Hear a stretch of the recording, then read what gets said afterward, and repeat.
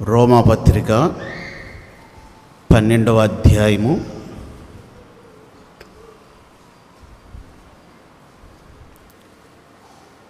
9వ వాక్యము.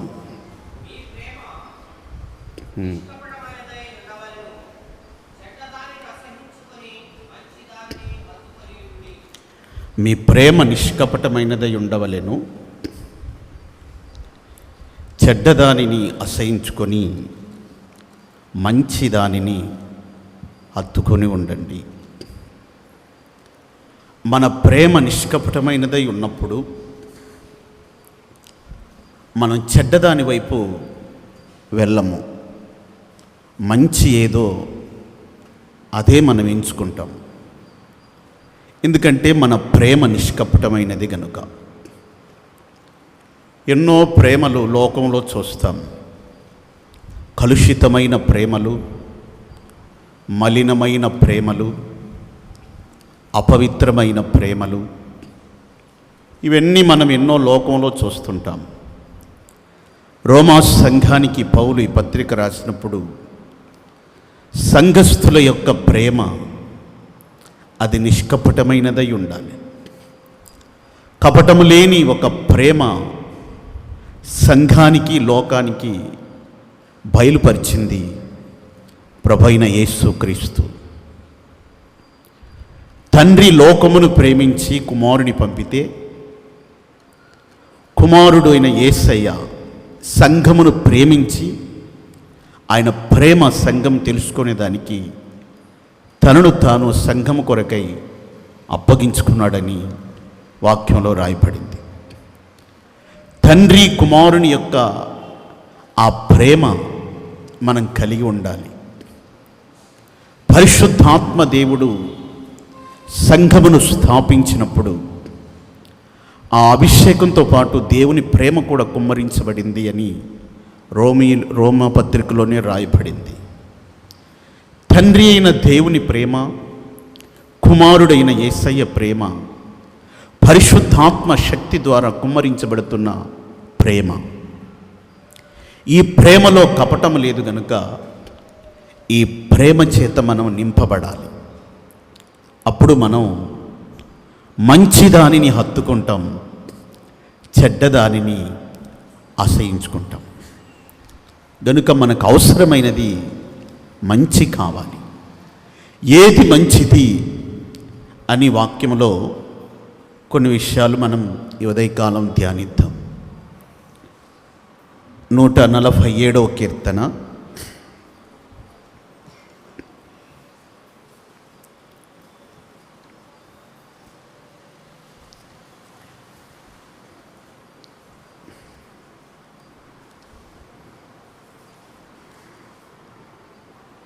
1వ వాక్యమును చదువుకుందాం. యెహోవాను స్తుతించుడి, మన దేవునికి స్తోత్రగానము చేయుట మంచిది. ఇది మనం హత్తుకోవాలి. ఏది మంచిది అంటే యెహోవాను స్తుతించుడి, మన దేవునికి స్తోత్రగానం చేయటం మంచిది. స్తోత్రములను మనము గానం చేస్తూ ఆయన్ని మహిమపరచాలి. ఎప్పుడైతే మనము స్తోత్రగానములతో దేవుని మహిమపరుచుతామో, ఆయన మన మధ్యలో మహిమపరచబడుతున్నప్పుడు మన ప్రతి అవసరత, ప్రతి అక్కర ఆయన మహిమలో తీర్చబడుతుందని వాక్యం చెప్తుంది.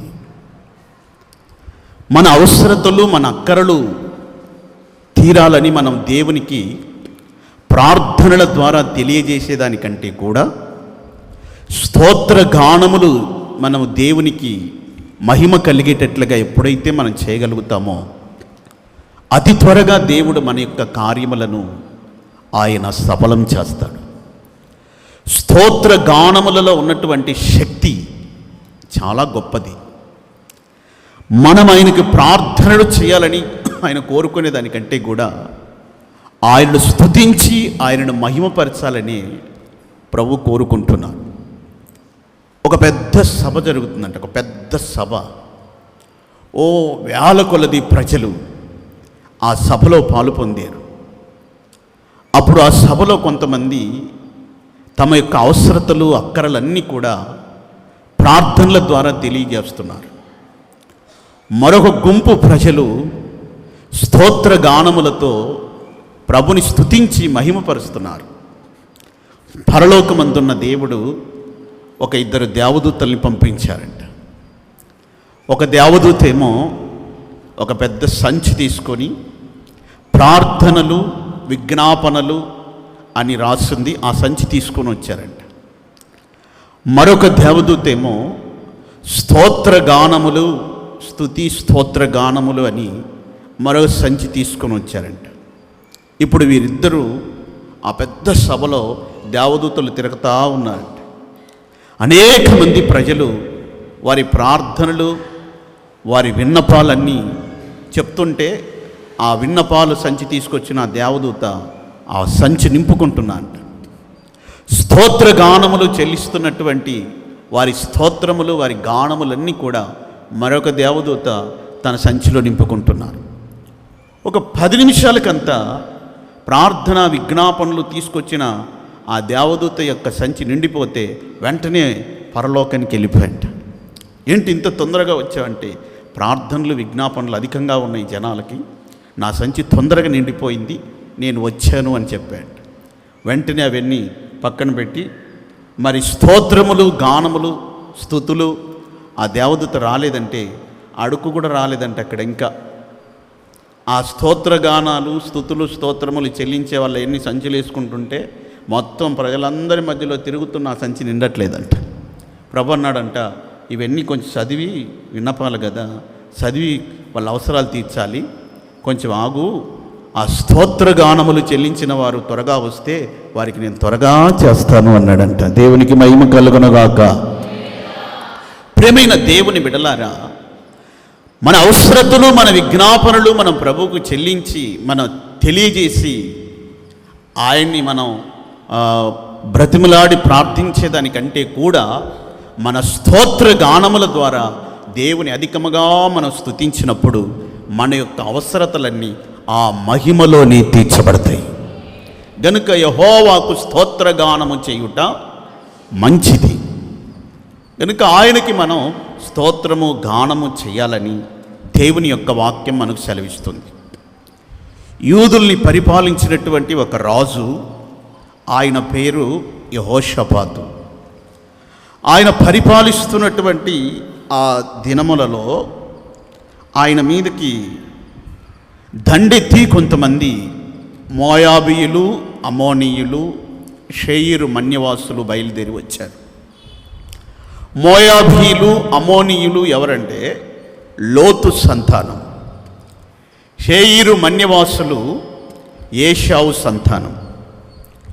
వీళ్ళు ముగ్గురు దండెత్తి యూదుల మీదికి వచ్చారు.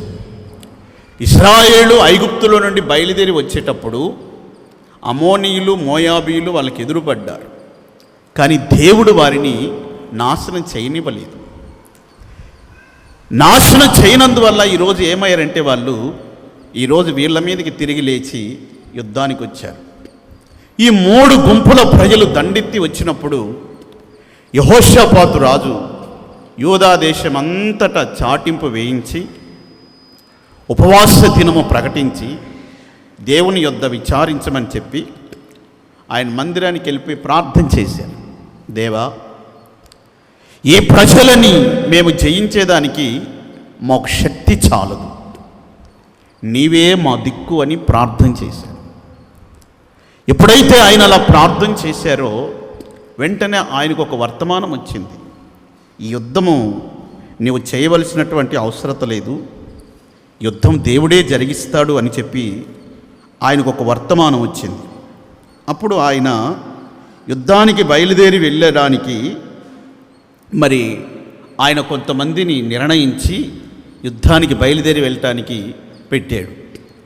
మనం ఇది దినవృత్తాంతముల 2వ గ్రంథము 20వ అధ్యాయము 21వ వాక్యాన్ని మనం గమనిస్తే, అతడు జనులను హెచ్చరిక చేసిన తర్వాత యెహోవాను స్తుతించుటకు గాయకులను ఏర్పరచి వారు పరిశుద్ధాలంకారములు ధరించి సైన్యము ముందర నడుచుచు యెహోవా కృప నిరంతరముండును, ఆయనను స్తుతించుడి అని స్తోత్రము చేయుటకు వారిని నియమించెను.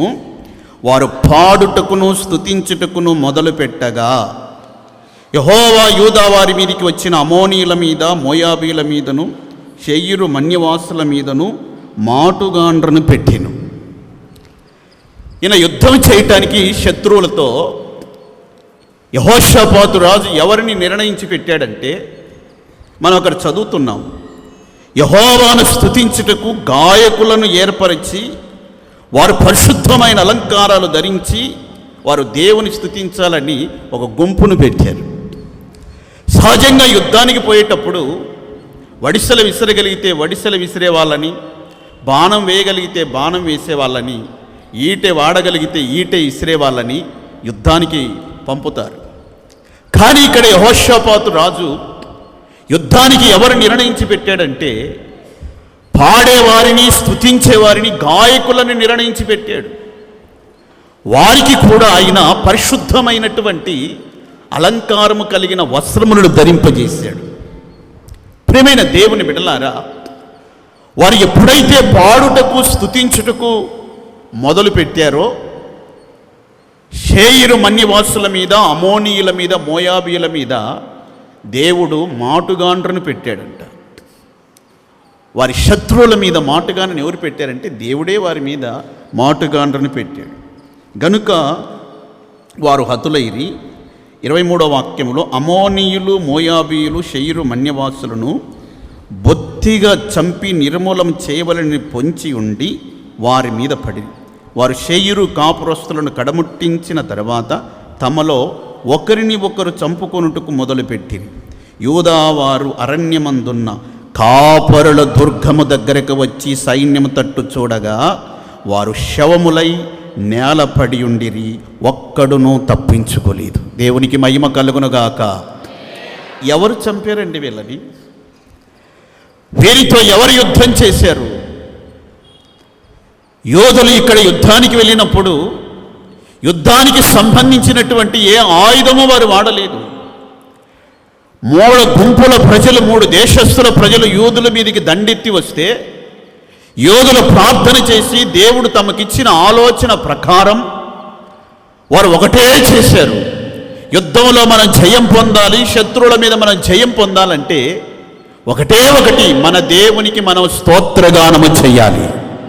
యెహోవా కృప నిరంతరముండును, యెహోవా కృప నిరంతరముండునని వారు గానములు చేస్తూ దేవుని స్తుతిస్తూ ఎప్పుడైతే బయలుదేరి వెళ్ళారో, అమోనీయులు, మోయాబీలు, శేయీరు మన్యవాసుల మీద పడి వారిని చంపేశారు. వారందరూ చనిపోయిన తర్వాత వీళ్ళు ఒకరి మీద ఒకరు పడి వారికి వారే ఖడ్గముతో ఒకరినొకరు చంపుకున్నారు. యోధులు దేవుని స్తుతించుకుంటూ కాపురుల దుర్గము దగ్గరికి వెళ్ళేసరికి ఒక్కడు కూడా బ్రతికలేడు, అందరూ చనిపోయారు. ఇక్కడ యోధులు వాడినటువంటి ఆయుధం ఒకటే, దేవుని స్తుతించి ఆయన గణపరిచి ఆయన మహింపరుస్తున్నారు. క్రైస్తవులైన వారికి, దేవుని బిడలైన వారికి ఒకటే ఆయుధం, దేవునికి స్తోత్రగానము చేయుటయే. దేవునికి మహిమ కలుగునుగాక. దేవునికి స్తోత్రాలు చెప్పండి, గానం చెయ్యండి. స్తోత్రగానం ఎప్పుడైతే మనం చేస్తామో మన దేవుడు మనకి స్తోత్రగానముల మీదనే శత్రువుల మీద మనకు గొప్ప జయం అనుగ్రహిస్తారు. మన మీదకి ఎవరైతే విరోధముగా కంకణం కట్టుకొని వచ్చారో వాడు నిర్మూలమైపోయి ఉంటున్నాడు. దేవుడే ఈ యుద్ధంలో గొప్ప జయం అనుగ్రహించారు.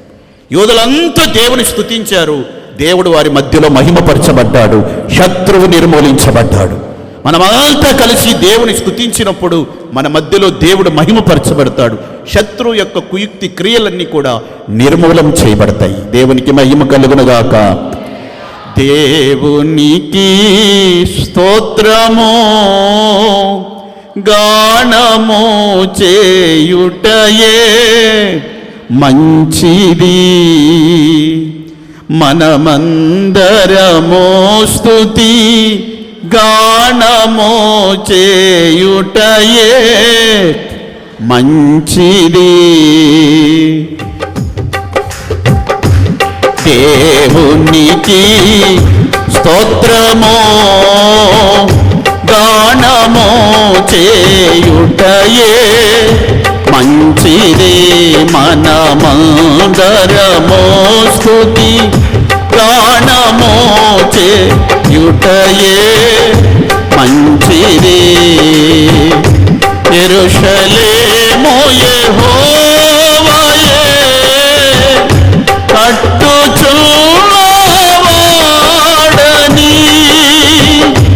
యెరూషలేము యెహోవాయే కట్టుచున్నవాడని,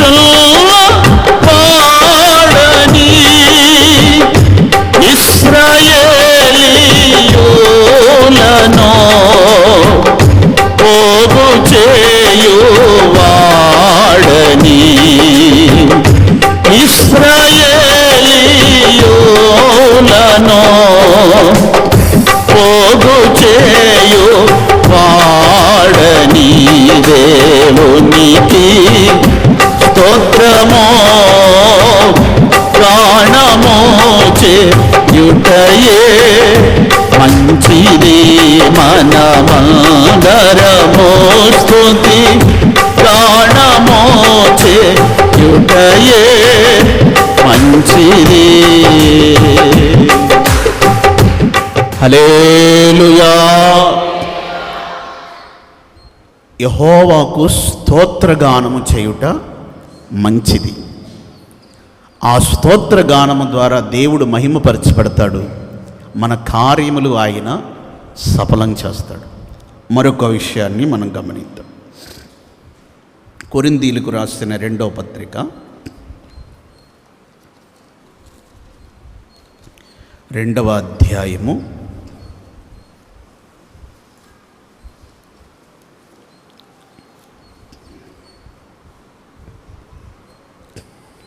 7వ వాక్యము చదువుకుందాం.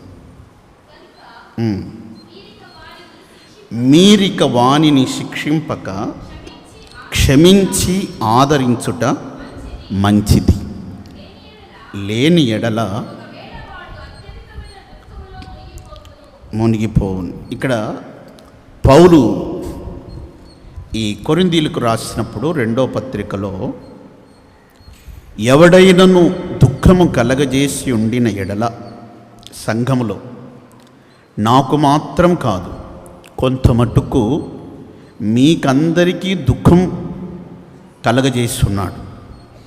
సంఘములో కొంతమంది సేవకుడికి దుఃఖాన్ని కలగజేసే వాళ్ళు ఉంటారు. ఉండరు అని చెప్పట్లేదు వాక్యం, ఉంటారు. సేవకుడికి మాత్రమే కాదు, సంఘములో ఉన్న సంఘ బిడ్డలకు కూడా దుఃఖం కలుగుతుంది. కొంతమంది దుఃఖాన్ని కలగజేసే వాళ్ళు ఉన్నారు. వాళ్ళ క్రియలను బట్టి, వాళ్ళ పద్ధతులను బట్టి, వాళ్ళు నడుచుకునే విధానాన్ని బట్టి, సంఘంలో ఏదో వారు చేయించున్న కీడును బట్టి కొన్నిసార్లు దైవ సేవకులకి అది దుఃఖం కలగవచ్చు. అలాగే సంఘంలో ఉన్న బిడ్డలకు కూడా దుఃఖం కలగవచ్చు. పౌలు ఈ విషయమే రాస్తున్నాడు. నేను విశేష భారము వాని మీద మోపగోరక ఈ మాట చెప్పుచున్నాను, అట్టి వారిని మీలో ఎక్కువ మంది వలన కలిగిన ఈ శిక్షయే చాలును. అలా దుఃఖం కలగజేసిన వారిని చాలామంది శిక్షించారు, మీలో శిక్షించారు. ఇక చాలు, ఆ శిక్ష చాలు. గనుక మీరిక వానిని శిక్షింపక ఆదరించుట, క్షమించి ఆదరించుట మంచిది. సంఘములో దుఃఖము కలగజేసిన వానిని క్షమించి ఆదరించటం మంచిది. ఇతను సంఘానికి దుఃఖం కలగజేశాడు, సేవకులకి దుఃఖం కలగజేశాడు అని ఇంకా వానికి శిక్ష మీద శిక్ష వేసి, శిక్ష మీద శిక్ష వేసి వానిని ఇంకా పూర్తిగా దుఃఖంలో మునిగిపోయేటట్టుగా చెయ్యకుండా ఇక వాని క్షమించండి, ఆదరించండి, అది మంచిది. అందరికీ అర్థమవుతుందా? ఒక వ్యక్తి మనకు దుఃఖము కలగజేస్తున్నాడు, ఇక అదే దృష్టితో మనం అతన్ని కడవరకు కొనసాగుతూ ఇదే ఇతను దుఃఖం కలగజేశాడు, ఇతను దుఃఖం కలగజేశాడు, అతనికి శిక్ష విధించుకుంటూ పోవటం కాదు. అలా అతనికి శిక్ష విధించుకుంటూ పోతే అతను ఒక రోజున సహవాసాన్ని విడిచి మనల్ని విడిచి వెళ్ళిపోయే ప్రమాదం ఉంది. 100 గొర్రెలు కాపరి తీసుకొని వెళ్ళేటప్పుడు ఒక గొర్రె తప్పిపోయింది. ఆ గొర్రె తప్పిపోతే ఆయన ఏం చేస్తున్నాడంటే ఆ 100 గొర్రెలని ఆయన అరణ్యంలో విడిచిపెట్టి ఒక్క గొర్రె కొరకు ఎత్తుకుంటూ పోయాడు. ఒక గొర్రె కొరకు ఎత్తుకుంటూ పోయాడు.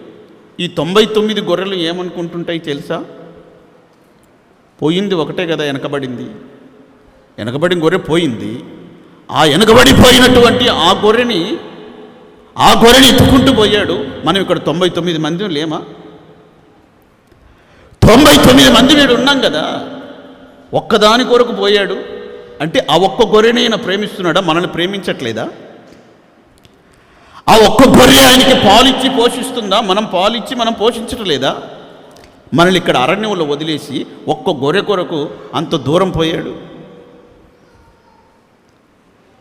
ఎందుకు కాపరి ఒక్క గొర్రె కోసం తప్పిపోయిన దాన్ని వెతుక్కుంటూ వెళ్ళిపోయి అది దొరకగానే సంతోషంతో దాన్ని అత్తుకొని భుజాల మీద వేసుకొని దాన్ని మోసుకొని తీసుకొచ్చి మందలో కలిపాడు. నువ్వు తప్పిపోయావు, నువ్వు వెనకబడ్డావు అంటే అది అలాగే పోతుంది. ఇంకా అది కాపరికి దుఃఖమే, మందలో ఉన్న వారికి దుఃఖమే. ఇక దాన్ని శిక్షించుకుంటూ పోవద్దు, క్షమించి ఆదరించండి, అది మంచిది. ఈ 99 గొర్రెలకు తెలీదు ఒక్క గొర్రె కోసం ఎందుకు పోయాడో కాపరి. కారణం ఏంటో తెలిసినా, ఆ ఒక్క గొర్రె పోయి అది లోకంలో కలిసిపోయిందంటే, ఆ లోకంలో కలిసిపోయినప్పుడు ఆ శాపం అనేది 99 గొర్రెల మీద మోపబడుతుంది. అది కాపరికి తెలుసు, ఈ గొర్రెలకు తెలియదు. ఒక గొర్రె కదా పోయిందని ఆయన వదిలిపెడితే ఆ శాపం 99 గొర్రెల మీద మోపబడుతుంది. 99 గొర్రెలు నేరారోపణ చేయబడుతుంది. కనుక ఆయన ఏం చేస్తున్నాడంటే 99 నట్టు పెట్టి దాన్ని తీసుకొని పోయి భుజాల మీద ఎక్కించుకొని వచ్చి ఎప్పుడైతే మందలో కలిపాడో ఆ దోష శిక్ష అది కొట్టివేయబడింది. క్షమించండి, ఇక ఆదరించండి, అది మంచిది. ఇంకా నువ్వు పలానా టైంలో పలానా చేసావు, ఆ టైంలో ఇది చేసావు, ఆ అన్న టైంలో ఇది చేసావు, ఈ అన్న టైంలో ఇది చేసావు అని చెప్పి ఇక ఊరికే పొడుచుకుంటూ ఉండకుండా క్షమించి ఆదరించండి. ఒకప్పుడు దుఃఖం కలగజేసింది వాస్తవమే, ఒకప్పుడు బాధ కలగజేసింది వాస్తవమే. ఇంకా అదే దృష్టితో చూడొద్దు. అందుకే వాక్యం ఈ రోజున పరిశుద్ధాత్మదేవుడు మనకు హెచ్చరిక చేస్తున్నాడు. ఇక అవన్నీ మర్చిపోండి, ఒకరిని ఒకరు క్షమించుకోండి, ఒకరిని ఒకరు ఆదరించుకోండి. గతాన్ని తీసుకొచ్చి మరలా ముందు పెట్టుకొని దాన్ని పరీక్షించుకుంటూ గెలుక్కుంటూ కూర్చోవద్దు. అలా చేసినట్టయితే ఆ వ్యక్తి మరీ దుఃఖంలోకి వెళ్ళిపోతాడు, మన నుండి వేరైపోయే ప్రమాదం ఉంటుంది. తర్వాత ఆ దరిద్రత శాపం మన మీద మోపబడుతుంది, మనం తీర్పులో మనం నిలబడాల్సి వస్తుంది. కనుక అలాంటి వ్యక్తిని మనం ప్రేమతో క్షమించి ఆదరించటం మంచిది. యోసేపుకి తన సహోదరులు దుఃఖాన్ని కలగజేశారు, దుఃఖం కలగజేశారు, ఆయన బాధ పెట్టారు. ఐగుప్తుకి వెళ్ళిన తర్వాత కూడా అక్కడ కూడా ఆయన ఇనుప సంఖ్యలు బాధించినాయి, దుఃఖం కలగజేసినాయి. ఒక రోజున యోసేపు అధికారి అయిన తర్వాత తన సహోదరులు ఆహారం కొరకై గోతాలు తీసుకొని రూకలు చేతబట్టుకొని వస్తే యోసేపు వాళ్ళని గుర్తుపట్టి ఏమన్నాడో తెలిసినా, మీరు నా సహోదరులు అనలేదు, మీరు వేగులవారు, ఈ దేశాన్ని తెలుసుకోవడానికి వచ్చారు, వేగులవారు. వాళ్ళు చెప్పారు, మేము వేగులంగ వారం కాదు, మేము ఒక తండ్రి కుమారులమని. ఉన్న పాటన ఏం చేసినంటే వాళ్ళని అరెస్ట్ చేసి వాళ్ళని జైల్లో వేయించాడు. ఏ కారణం లేదు, జైల్లో పోయి కూర్చున్నారు. వాళ్ళకి ఏం తెలియట్లా. వేగుల వారు కాదు, ఆహారం కొనటానికే ప్రజలందరూ ఎలా వచ్చారో రూకలు పట్టుకొని వాళ్ళు అలాగే వచ్చారు. వాళ్ళు జైల్లో వేసిన తర్వాత ఏమంటారో తెలిసినా, కొన్ని సంవత్సరాల క్రితం మన సహోదరుడు మనల్ని బ్రతిమలాడుకున్నా మనం విడిచిపెట్టకుండా అతన్ని కొట్టి గోతిలో దోసి మరలా మనం అమ్ముకున్నాం చూడు, ఆ రక్తాపరాధమే ఈరోజు మన మీద మోపబడింది. మనం ఏ నేరం చేశామని మనల్ని జైల్లో వేశారు అని వాళ్ళు అడగట్లా. అక్కడ గతించిన కొన్ని సంవత్సరాల క్రితం మన సహోదరుని ఎడల మనం ప్రవర్తించిన ఆ తీరు ఈ రోజున మనల్ని బంధించింది. ఇవన్నీ మాట్లాడుకుంటా ఉంటే యోసేపు ఇవన్నీ బాధపడి మరలా వాళ్ళని బయటికి తీసి ఒకరిని మాత్రం బంధించి షిమ్యోన్ని, మిగతా వాళ్ళందరినీ ఆయన పంపిస్తాడు. తర్వాత వాళ్ళు కలుసుకుంటారు. యాకోబు వీళ్ళందరూ వస్తారు, యోసేపు దగ్గర ఉంటారు. కొంతకాలం అయిన తర్వాత యాకోబు మరణిస్తాడు. యాకోబు మరణించిన తర్వాత ఈయన సహోదరులకు ఏ ఆలోచన పుడుతుందో తెలుసునా? మనం అప్పుడెప్పుడో కీడు చేశాం కదా, ఆ కీడు మనసులో పెట్టుకొని మరలా మన కీడు చేస్తాడేమో. నాన్న చనిపోయాడుగా, అందుకే నాన్న బ్రతికుండగానే చెప్పాడు, నీ సహోదరుల కీడు నీ మనసులో పెట్టకుండా మనల్ని క్షమించమని అని ఒక మనిషిని రాయబారిని పెట్టి ఆయన దగ్గరికి పంపించారు. ఆయన దగ్గరికి వెళ్తే అప్పుడు ఆయన దుఃఖపడి, నేను దేవుని స్థానం అందున్నానా? మీరు కీడు చేయాలని ఉద్దేశించారు. నేటి దినమున ప్రజలందరూ బ్రతికేదానికి దేవుడు అది మేలు కొరకు ఉద్దేశించాడు. మీరు నాకు దుఃఖం కలగజేసింది వాస్తవమే, మీరు నాకు దుఃఖం కలగజేశారని ఆనాడు ఎప్పుడో నేను మిమ్మల్ని జైల్లో వేశాను, ఇక మాటి మాటికి మిమ్మల్ని నేను శిక్షించను అని చెప్పి వాళ్ళని ఆదరించి వారితో ప్రీతిగా ప్రేమగా మాట్లాడి వారిని ఆదరించడం రాయబడింది. ప్రియమైన దేవుని బిడ్డల, వాళ్ళు చేసిన కీడు మనసులో పెట్టుకొని ఇక ఆయన శిక్షించుకుంటూ పోలేదు. యోసేపు వారితో ప్రేమగా మాట్లాడాడు, వారిని ఆదరించాడు. అలా చేసినట్లయితే ఏమవుతుంది? ఇక మాటి మాటికి శిక్ష విధించుకుంటూ పోతుంటే ఏమవుతుంది? అందుకే దుఃఖాన్ని కలగజేసిన వారిని క్షమించి ఆదరించటం మంచిది. అది క్రీస్తు నియమం. క్రీస్తు నియమం అది మనందరము పాటించవలసినటువంటి బాధ్యత మన మీద ఉంది. క్రీస్తు నియమాన్ని క్షమించి ఆదరించటం మంచిది. మొదటిగా చెప్పాను, దేవునికి స్తోత్రగానము చేయటం మంచిది. రెండవది, దుఃఖము కలగజేసిన వ్యక్తిని క్షమించి ఆదరించటం మంచిది. దేవునికి మహిమ కలుగునుగాక. బాగా ఆలోచించి వినండి. సంఘములో దుఃఖం కలగజేసిన వారు ఉంటారు, మీ కుటుంబంలో మీకు దుఃఖం కలగజేసిన వారు ఉంటారు, మీరు ఉద్యోగాలు చేసే దగ్గర, వ్యాపారాలు చేసే దగ్గర కూడా మీకు దుఃఖం కలగజేసిన వారు ఉంటారు. శిక్షించుకుంటూ పోకుండా క్షమించి ఆదరించండి, అది మంచిది. ఆ వ్యక్తి మంచి మార్గంలోకి తీసుకురాబడతాడు. ఇక మరలా అతను దుఃఖాన్ని కలగజేయకుండా తాను కలగజేసిన దుఃఖం విషయమై తను పశ్చాత్తాపడతాడు. ఆ విధముగా ఒక వ్యక్తిని మంచి దారిలోనికి తీసుకొచ్చిన వారు అవుతారు. ఇది మంచిది. దేవునికి మహిమ కలుగునుగాక. మరొక విషయాన్ని చూద్దాం. హెబ్రీయులకు రాసిన పత్రిక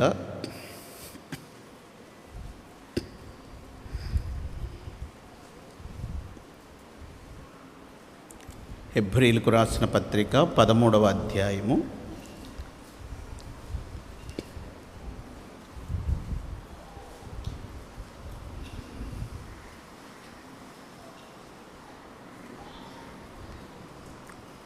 9వ వాక్యాన్ని చదువుకుందాం. నానా విధములైన అన్య బోధల చేత త్రిప్పబడకుడి, భోజన పదార్థములను బట్టి కాక కృపను బట్టియే హృదయమును స్థిరపరుచుకొనుట మంచిది. భోజనములను బట్టి ప్రవర్తించిన వానికి ఏమీ ప్రయోజనం కలగదు. ఇక్కడ మరొక మంచి విషయాన్ని పౌలు చెప్తున్నారు. నానా విధములైన అన్య బోధల చేత త్రిప్పబడకండి,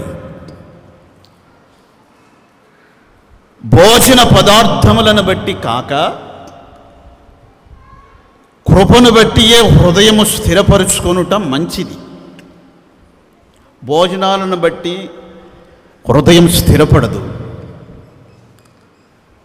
కృపను బట్టే మన హృదయమును స్థిరపరుచుకోవటం మంచిది. ఇక్కడ అన్య బోధలు అంటే పరిశుద్ధాత్మ దేవుడు తీసుకొచ్చిన బోధ కాకుండా వేరొక బోధ ఉపదేశం అనేది తండ్రి యొద్ద నుండి వచ్చింది. ఉపదేశం యేసు ప్రభు సువార్త ప్రకటించేటప్పుడు అదే చెప్పాడు. నేను బోధించుచున్న బోధ నాది కాదు, నన్ను పంపిన తండ్రిదే. నేను వెళతాను, మీ మధ్యలో ఉండేదానికి, మేము నడిపించేదానికి వేరొక ఆదరణకర్త వస్తాడు. నేను వెళ్ళి తండ్రిని వేడుకుంటాడు.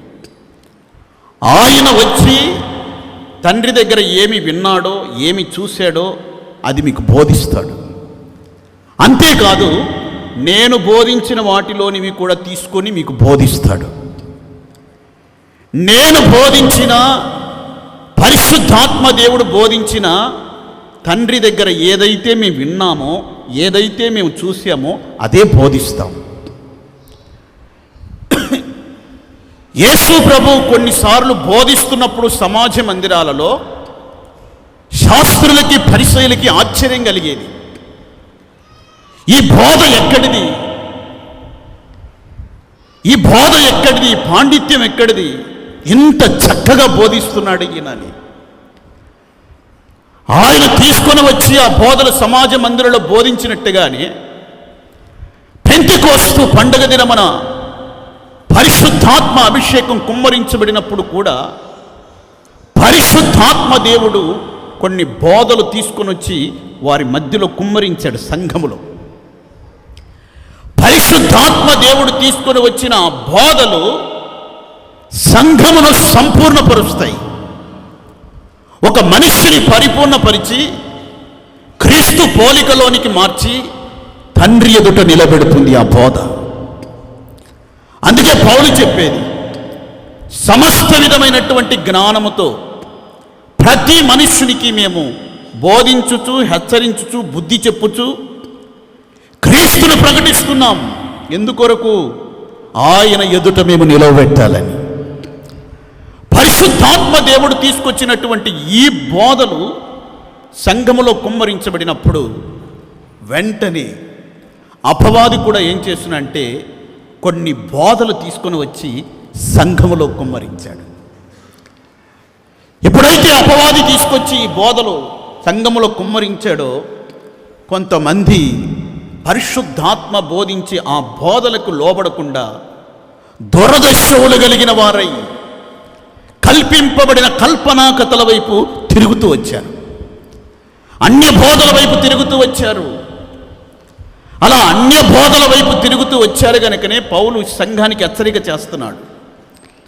అన్య బోధల విషయమై మీరు జాగ్రత్తగా ఉండండి. భోజన పదార్థాలు కాదు మనల్ని స్థిరపరిచేది. దేవుని కృప వలన మన హృదయం స్థిరపరచుకోవాలి, అది మంచిది. భోజన పదార్థాలు కాదు. ప్రియమైన దేవుని బిడ్డలారా, ఈ బోధలు, అపవాది తీసుకొని వచ్చిన బోధలు సంఘాలలో క్రియ చేయటం మొదలుపెట్టాయి.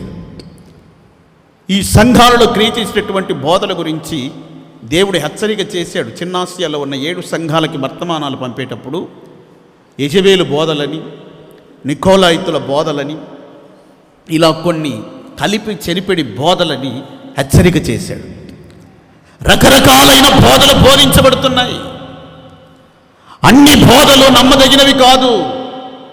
అన్ని బోధలు మనల్ని పరిపూర్ణపరచలేవు. కొంతమంది భోజనములను గురించి బోధించేవారు ఉన్నారు. భోజనాలే ప్రాముఖ్యమైనవిగా బోధించేటటువంటి వారు ఉన్నారు. ప్రభురాత్రి భోజనము అని యేసయ్య శరీరాన్ని, రక్తమును గురించి చెప్పబడింది. ఓ పాస్టర్ గారు అనౌన్స్ చేశారంట, వచ్చే ఆదివారం ప్రభురాత్రి భోజనం ఉంటుంది మన సంఘములో అని చెప్పారంట. వచ్చే ఆదివారం ప్రభురాత్రి భోజనం ఉంటుందంటే ఇక ఆ ఊర్లో వాళ్ళు పాపం తెలియక వాళ్ళు అనుకున్నారంట, ఇక ఎవరు అన్నాలు వండుకోలేదంట ఇంట్లో. ఎందుకంటే పాస్టర్ గారి సంఘంలో ప్రభురాత్రి భోజనం అన్నాడు కదా, ఈరోజు అందరికీ పాస్టర్ గారు భోజనం పెడతారని ఇక ఎవరు అన్నాలు అనకుండా అందరూ ప్లేట్లు తెచ్చుకొని కూర్చున్నారంట. ప్రభురాత్రి భోజనం అన్నారు కదా. ప్రభురాత్రి భోజనం అంటే యేసయ్య శరీరము, ఆయన రక్తం భోజనం చేసి భుజించి పానం చేసి అనుభవాన్ని గురించి ఆయన చెప్పాడు. కొంతమంది ఏమనుకున్నారంటే పాస్టర్ గారు భోజనాలు వడ్డిస్తారేమో అనుకున్నారు. ఎలా వెళ్తుందో చూడండి ఉపదేశం, బోధలు ఎలా వెళ్తున్నాయో చూడండి. ఆ మొదట స్థాపించబడిన సంఘంలో కూడా గొడవలు, పోట్లాటలు, భోజనాల దగ్గర గొడవలు వస్తే అప్పుడు అపోస్తలులు చెప్పారు, మేము సువార్త ప్రకటించడం మానివేసి మీకు భోజనాలు వడ్డించుకోవటం కూర్చుంటే ఎలా జరుగుతుంది? మీలో మంచి పేరు పొందిన వారిని 7 నేర్పరచుకోండి, మేము ప్రార్థన చేసి నిర్ణయిస్తామంటే అప్పుడు 7 నేర్పరిచారు. ఆ 7లో నికోలాయితు కూడా ఒకడు ఉన్నాడు. అప్పట్లో అతను మంచి పేరు పొందినవాడు, విశ్వాసంతో నిండుకున్నవాడు, బలముతో నిండుకున్నవాడు, జ్ఞానముతో ఆత్మతో నిండుకున్నవాడు. అదే నికోలాయితు గురించి చిన్నాస్య సంఘాలకు పత్రిక రాసేటప్పుడు దేవుడు చెప్పాడు, నికోలాయితుల బోధ గురించి మాట్లాడుతూ వచ్చాడు. అంటే ఇతను భోజనాల కొరకు ఏర్పరచబడిన వాడు, భోజనాలు వడ్డిస్తూనే ఒక ఉపదేశం తీసుకొచ్చాడు. సంఘంలో తప్పుడు బోధలు తీసుకొచ్చాడు. తప్పుడు బోధలు తీసుకుని వచ్చి రాను రాను క్రమక్రమేణా సంఘంలో ఉన్న బిడల్ని డైవర్ట్ చేయటం మొదలుపెట్టాడు. తప్పుడు ఉపదేశాలకు తీసుకొని పోయాడు. అందుకే అన్య బోధలు మీరు నమ్మొద్దు. కొంతమంది విగ్రహాలకి అర్పించిన వాటిని తినవచ్చును, ఏమీ తప్పులేదు అని బోధించేటటువంటి వారు ఉన్నారు. కొంతమంది గొంతు పిసికి చంపినటువంటి దానిని కూడా తినవచ్చును, ఏమీ తప్పులేదు అని చెప్పేటటువంటి వారు ఉన్నారు. ప్రేమైన దేవుని బిడలారా, విగ్రహాలకి బలులు అర్పించినటువంటి వాటిని, రక్తము నేల చిందకుండా గొంతు పిసికి చంపిన వాటిని అవి తినకూడదు, అవి తినకుండా ఉంటే మంచిది అని పౌలు ఉపదేశిస్తూ వచ్చాడు. కొంతమంది ఏం పర్వాలేదు ఇవన్నీ తినొచ్చు అని చెప్తున్నారు. తినండి, తినేవాడు అనుమానం లేకుండా ప్రార్థన చేసుకుని తినండి, పవిత్రపరచబడుతుంది. కానీ మనం ఇక మనం తింటా పోవాలా, గొంతు పిసికి చంపిన వాటిని, విగ్రహాలకు బలి అర్పించిన వాటిని తింటా పోవాలని కాదు దాని అర్థం. వాటిని తింటా పోవాలని కాదు అర్థం. ప్రేమైన దేవుని బిడల, కొన్ని బోధలు, దుర్బోధల వలన అనేక మంది హృదయాలు ఏమవుతున్నాయంటే చెదిరిపోతున్నాయి. ఎవరు బోధిస్తారండి దుర్బోధలు? సేవకులే బోధించేది. సేవకులే బోధించేది. ఆ బోధ మంచిది కాదు, ఈ బోధ మంచిది కాదు, ఆ సేవకుడు మంచిడు కాదు, ఈ సేవకుడు మంచివాడు కాదు, ఆ సంఘానికి వెళ్ళబాకండి, ఈ సంఘానికి వెళ్ళబాకండి, అక్కడ వాక్యం వినబాకండి, ఇక్కడ వాక్యం వినబాకండి. ఎవరు బోధించేది? దుర్బోధలు ఎవరు బోధించేది? మనం కొంతమంది సేవకులు బాగా విశ్వసించి నమ్ముతాం. ఆ నమ్మిన వారి మాటలు విని మనం ఏం చేస్తామంటే, నమ్మినటువంటి వారి మాటలు మనం వింటాం, వారి మాటలకు లోబడతాం. అలా మాటలు మనం లోబడినప్పుడు ఆ మాటలను బట్టి మనం ఏమవుతామంటే నెమ్మదిగా సహవాసానికి, సంఘానికి, అక్కడున్న సేవకులకు దూరం అవుతా వస్తాం. ఆయన ఏదో మనకు మేలు చేసాడు అనుకుంటాం, చివరికి చూస్తే మన ఆత్మీయ జీవితాన్ని తొలిచేస్తూ ఉంటాడు. లోపల తొలిచేస్తూ వస్తుంటాడు. లోపల దుర్బోధలు. ఏ గుంట నుండి మనం తోవబడ్డాము, ఏ బండ నుండి మనం చెక్కబడ్డాము, తోవబడింది, చెక్కబడింది మరిచిపోకూడదు. క్రీస్తులో నుండి తోవబడ్డాం, క్రీస్తులో చెక్కబడ్డాం, క్రీస్తే మన బండ.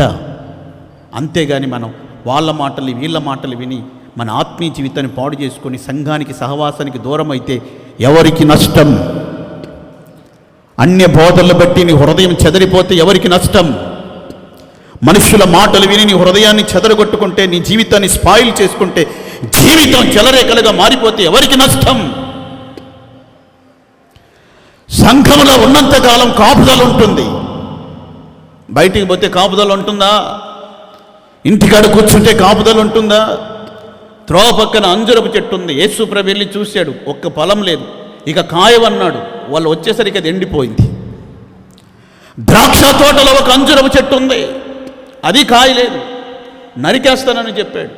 తోటమాలి వచ్చి బ్రతిమలాడుకున్నాడు, ఈ సంవత్సరం ఉంచయ్యా, నేను రాళ్ళను ఎరువేసి నీరు కడతాను, ఈ సంవత్సరం ఉంచయ్యా అన్నాడు. వదిలేసి వెళ్ళిపోయాడు. ద్రాక్ష తోట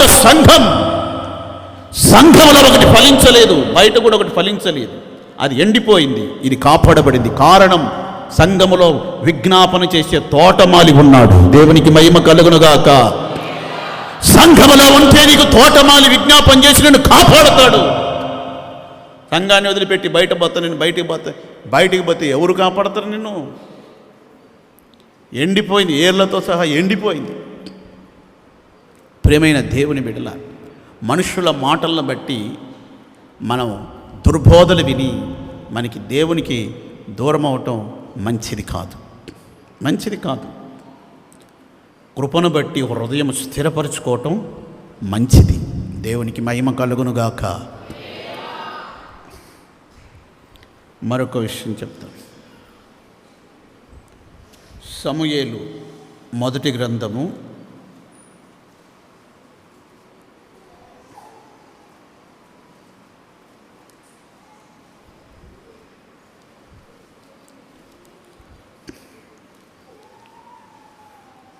9వ అధ్యాయము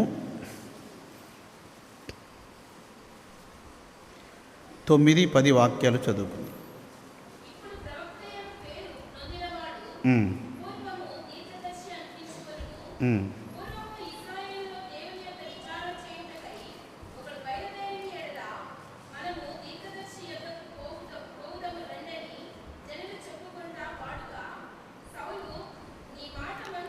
నీ మాట మంచిది, వెళ్ళుదము రమ్మనగా దైవజనుడు ఉండేటటువంటి ఊరికి పోయారు. 6వ వాక్యంలో వాడు, ఇదిగో ఈ పట్టణంలో దైవజనుడు ఒకడున్నాడు, అతడు బహుగనుడు, అతడు ఏ మాట చెప్పునో ఆ మాట నెరవేరును, మనం వెళ్ళవలసిన మార్గమును అతడు మనకు తెలియజేయునేమో, అతని యొద్దకు వెళ్ళుదము రండని చెప్పాను. మనం ఇక్కడ గమనించవలసిన విషయం ఏంటంటే, సౌలు గాడిదల కొరకు ఎత్తుకుంటూ పోయాడు. తప్పిపోతే వాళ్ళ గాడిదలు తప్పిపోతే ఒక పనివాణ్ణి తీసుకొని గాడిదలు వెతుక్కుంటూ పోయారు. ఎంత వెతికినా గాడిదలు కనబల్లా. అప్పుడు తనతో ఉన్న పనివాడు చెప్పాడు, ఇదిగో ఈ పట్టణంలో ఒక దైవజనుడు ఉన్నాడు, అతడు బహుగనుడు, అతడు ఏ మాట చెప్పినా అది తప్పిపోదు, అది జరుగుతుంది. ఏ మార్గంలో మనం వెళితే గాడిదలను మనం పట్టుకుంటామో ఆ మార్గం అతను మనకు తెలియజేస్తాడు అని పనివాడు చెప్తే, అప్పుడు ఈయన అన్నాడు, మరి దైవజనుని దగ్గరికి వెళ్ళాలంటే మనం ఏదైనా తీసుకుపోవాలి కదా, మన దగ్గర ఏమి లేదే అంటే, అప్పుడు ఆయన చెప్పాడు, ఒక పావు తులమే వెండి ఉంది నా దగ్గర అంటే, పావు తులం వెండి ఉంది, అది తీసుకొని పోదాం రా అని చెప్పేసి చెప్తే, అప్పుడు సౌలు అన్నాడు, నీ మాట మంచిది. ఏ మాట? పనివాడు చెప్పిన ఆ మాట మంచిది. ఆయన చెప్పిన మాట ఏంటంటే, ఇదిగో ఈ పట్టణంలో ఒక దైవజనుడు ఉన్నాడు, అతని యొద్దకు మనం వెళదాం. దైవజనుడు ఏ పట్టణంలో ఉంటే ఆ పట్టణంలోకి మనం వెళదాం. అతను ఏ మాట చెప్తే ఆ మాట నెరవేరుతుంది. ఆ మాటను దేవుడు స్థిరపరుస్తున్నాడు. ఒక సేవకుడు అంటే ఆయన చెప్పే మాట దేవుడు అది స్థిరపరుస్తాడు. వాక్యం అదే, నా సేవకుని మాట నేను రూఢిపరుస్తానన్నాడు ఆయన. సేవకుడు ఏ మాట అయితే చెప్తాడో ఆ మాట దేవుడు రూఢిపరుస్తాడు. అతనే సేవకుడు, అతనే ఆయన సేవకుడు. ఎన్నో మాటలు చెప్తుంటారు సేవకులు, ఎన్నో మాటలు చెప్తుంటారు. మేము ఒకసారి ఒక పాస్టర్ గారితో కలిసి కూటానికి వెళ్ళాం. కూటానికి వెళ్తుంటే చినుకులు పడుతున్నాయి. మేము వెళ్ళేటప్పుడు ఒక కాలువ వట్టి ఎండిపోయింది కాలువ. కూటానికి పోయిన చినుకులు పడుతుంటే ఆయన చెప్పాడు, ఈ కూటం అయిపోయేదాకా వర్షం రాదు, కూటం అయిపోయిన తర్వాత పెద్ద వాన వస్తుంది, అక్కడ కాలువ చూసి వచ్చాము, అది పారుతుందని చెప్పాడు. ఆ కాలువ పారుతుందని చెప్పాడు. తర్వాత కూటం జరగకుండా వర్షం వచ్చింది, మధ్యలోనే ఆపేశాం. కానీ ఆ కాలువ ఇప్పటి వరకు కూడా బారట్లేదు. ఆ కాలువ ఇప్పటి వరకు కూడా అది వర్షం వస్తే పారే కాలువ కాదు, అక్కడ డ్యామ్ గేట్లు తెరిస్తే పారే కాలువ. వర్షానికే బారదు అది, ఎప్పుడు అవసరం అనుకుంటే అప్పుడు గేట్లు తెరిస్తే పారుతుంది. ఊరక ఏదో నేను దైవ సేవకుని కదా, నాకు నోరు ఉందని చెప్పుకుంటూ పోతే ఇన్ని జరగవు, అవన్నీ నెరవేరు. కూటమి అయిపోయిన తర్వాత వర్షము రాదంటే వర్షము వచ్చా, కాలువ బారుతుందంటే కాలువ బారకపోయా. మనం చెప్పేటటువంటి ఆ మాట దేవుడు మనతో పలికించాలి. ఒక దైవ సేవకుడు చెప్పే మాట దేవుడు పలికించాలి. నీవు ఏమి పలకవలసినది నేను నీకు బోధిస్తానన్నాడు దేవుడు. నువ్వు ఏం పలకాల్సింది నేను నీకు బోధిస్తా. నీ అంతలో నువ్వు పలికి ఇది నెరవేరలేదు అది నెరవేరలేదంటే అవమానం చెందాల్సి వస్తుంది. దైవజనుడు ఆ పట్టణంలో ఆయన బహుఘనుడు. ఆయన ఏ మాట చెప్తే ఆ మాట జరిగితే, ఏ మార్గంలో మనం వెళితే మన గాడిదలు మనకు దొరుకుతాయో ఆ మార్గాన్ని ఆయన బోధిస్తాడు. మనం వెళదాము అంటే సౌలు అంటున్నాడు, నీ మాట మంచిది, మనం వెళ్దాం అని వారిద్దరూ ఆ దైవజనుడు అన్నటువంటి ఆ పట్టణానికి పోయారు. గనురాలైన స్త్రీ కూడా తన భర్తతో చెప్పింది, తన కుమారుడు చనిపోతే ఆ దైవజనుడు నా గదిలో పెట్టి ఇంట్లో పెట్టి నేను ఇప్పుడు ఎలీషా ప్రవక్త దగ్గరికి వెళ్తున్నాను. ఆయన అన్నాడు, ఈరోజు అమావాస్య కాదే, పౌర్ణమి కాదే, ఇప్పుడు వెళ్తానంటున్నావు అంటే ఆమె చెప్పింది, నేను వెళ్ళుట మంచిది, నేను దైవ సేవకుని దగ్గరికి వెళ్ళటం మంచిది. ఒక దైవ సేవకుని దగ్గరికి నేను వెళ్ళటం మంచిది, ఎందుకంటే గదిలో శవం ఉంది. నేను వెళితే ఆ దైవ సేవకుడు వచ్చినట్టయితే ఆ శవం తిరిగి లేపబడుతుంది, మన కుమారుడు బ్రతుకుతాడు. ఒక దైవ సేవకుని దగ్గరికి ఆమె వెళ్ళింది, బ్రతిమలాడుకుంది. అప్పుడు ఎలీషా చెప్పాడు, గెహజీకి ఆయన కర్ర ఇచ్చి నువ్వు ముందెళ్ళి ఆ బాలుని మీద పెట్టు అని చెప్పాడు. ఆయన కొన్ని షరతులు పెట్టాడు. నువ్వు వెళ్ళేటప్పుడు ఎవరైనా నీకు వందనాలు చెప్తే నువ్వు మరలా వాళ్ళకి తిరిగి వందనాలు చెప్పొద్దు. వందనాలు చెప్పకుండా వెళ్ళిపోయి డైరెక్ట్గా కర్ర తీసుకెళ్ళి బాలుని మీద పెట్టమన్నాడు. అయితే ఆమె గెహజీ వెళ్తున్నాడు కర్ర తీసుకొని, ఆమె పోలేదు. నీ వస్తేనే నేను వెళ్తాను, నేను పోనయ్యా అని ఆడే ఎలీషా ప్రవక్తని బ్రతిమలాడుతుంది. వాళ్ళిద్దరికంటే ముందుగా నేను పరిగెత్తుకుంటూ వచ్చి బాలుని మీద దండం పెట్టాడు, మొత్తం రుద్దాడు, కానీ ఏ ఉలుకు పలుకులేదు. ఎందుకో తెలిసిన, నువ్వు పోయేటప్పుడు ఎవ్వరికి ప్రతిమర్యాద చేయొద్దు, నమస్కారం చేయొద్దు. ఈయన కనపచ్చిన వాళ్ళందరినీ గదిలించుకుంటూ పోయాడు. కనపడిచిన వాళ్ళందరినీ గదిలించుకుంటూ పోయేసరికి దైవజనుడు ఇచ్చినటువంటి ఆ దండములో ఉన్న జీవం పనిచేయాల. ఆ దండములో ఉన్నటువంటి ఆ జీవం పనిచేయలేదు. ఒక సేవకుడు ఏదైతే చెప్తాడో ఆ మాట ప్రకారం నీ వెళ్ళినప్పుడు నీకు ఇవ్వబడిన ఆ దండములో జీవం ఉంటుంది. ఎలీషా ప్రవక్త వచ్చేంతవరకు ఉండేవాడు కాదు బాలుడు, దండం పెట్టినప్పుడే జీవంతో లేచి కూర్చునేవాడు. ఎప్పుడైతే ఎలీషా ప్రవక్త ఆడికి పోయి మరలా అక్కడ ప్రార్థన చేశాడో ఆ తర్వాత ఆ బిడ్డ బ్రతికాడు. ప్రియమైన దేవుని బిడ్డల, దైవజనుని దగ్గరికి వెళ్ళటం మంచిది, నీ మాట మంచిది. ఈరోజు నువ్వు చూడండి, చాలామంది దైవ సేవకుని దగ్గరికి వెళదామంటే ఎందుకులే, దైవ సేవకుల దగ్గరికి ఎందుకులే, మనమే ఏదో ఒకటి చేస్తే పోయిద్ది, మనమే ఏదో ఒకటి చేస్తే పోయిద్ది. చాలామంది ఉన్నారు.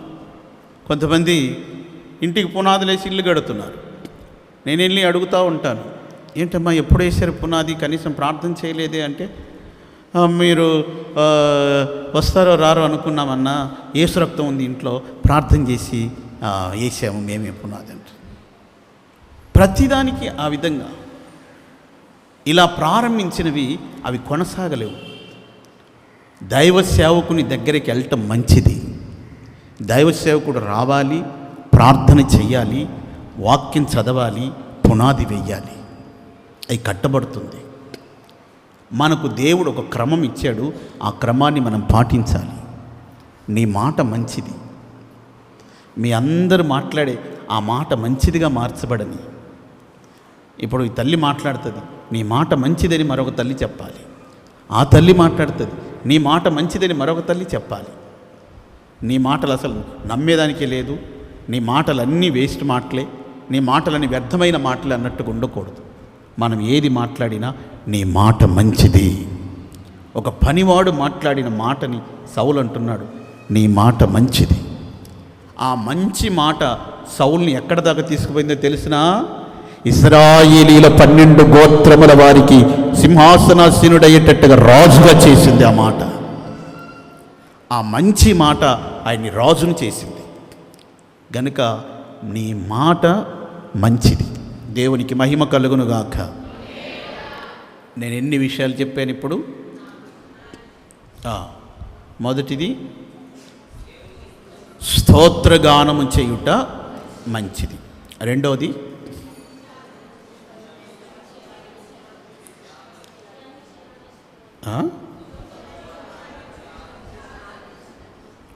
ఏం అర్థం కావట్లేదు. క్షమించి ఆదరించుట మంచిది. మూడవది హృదయం స్థిరపరుచుకోవటం మంచిది. అన్య బోధల వైపు తిరగకుండా కృపను బట్టి హృదయం స్థిరపరచుకోవటం మంచిది. నాలుగవది నీ మాట మంచిది. ఐదో విషయం చెప్తాను, ప్రార్థన చేసుకుందాం. ఎవరికి చదివిస్తాను, ప్రార్థన చేసుకుందాం. తిమోతికి రాసిన మొదటి పత్రిక